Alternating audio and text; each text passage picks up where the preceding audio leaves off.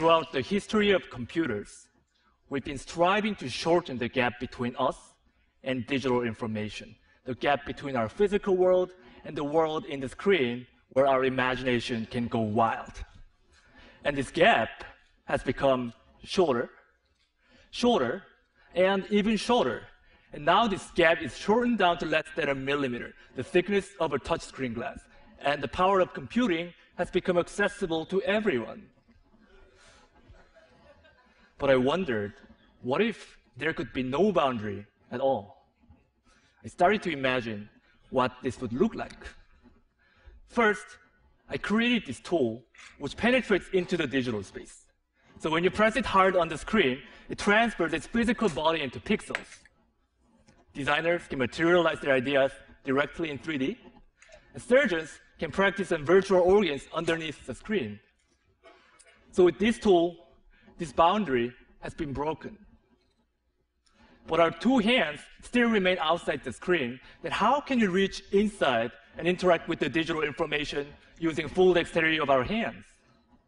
At Microsoft Applied Sciences, along with my mentor, Katie Blanche, I redesigned the computer and turned a little space above the keyboard to a digital workspace. By combining a transparent display and depth cameras for sensing your fingers and face, now you can lift up your hands from the keyboard and reach inside this 3D space and grab pixels with your bare hands. Because Windows and files have the position in the real space, selecting them is as easy as grabbing a book off your shelf. Then you can flip through this book while highlighting the lines, words on the virtual touchpad below each floating window. Architects can stretch or rotate the models with their two hands directly. So in these examples, we are reaching into the digital world. But how about reversing this role and having the digital information reach us instead? I'm sure many of us have the experience of buying and returning items online, but now you don't have to worry about it. What I got here is an online augmented fitting room. This is a view that you get from head-mounted or see-through display when the system understands the geometry of your body. Taking this idea further, I started to think, instead of just seeing these pixels in our space, how can we make it physical so that we can touch and feel it? What would such a future look like?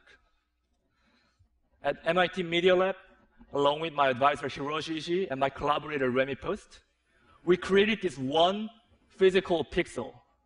Well, in this case, this spherical magnet acts like a 3D pixel in our space, which means that both computers and people can move this object to anywhere within this little 3D space. What we did was essentially canceling gravity and controlling the movement by combining magnetic levitation and mechanical actuation and sensing technologies. And by digitally programming the object, we're liberating the object from constraints of time and space, which means that now human motions can be recorded and played back and left permanently in the physical world. So choreography can be taught physically over distance, and Michael Jordan's famous shooting can be replicated over and over as a physical reality. Students can use this as a tool to learn about the complex concepts such as the planetary motion, physics. And unlike computer screens or textbooks, this is the real, tangible experience that you can touch and feel, and it's very powerful. And what's more exciting than just turning what's currently in the computer physical is to start imagining how programming the world will alter even our daily physical activities.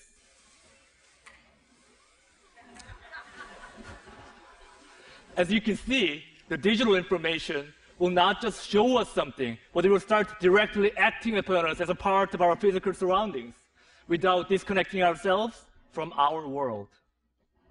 Today, we started by talking about the boundary. But if we remove this boundary, the only boundary left is our imagination. Thank you.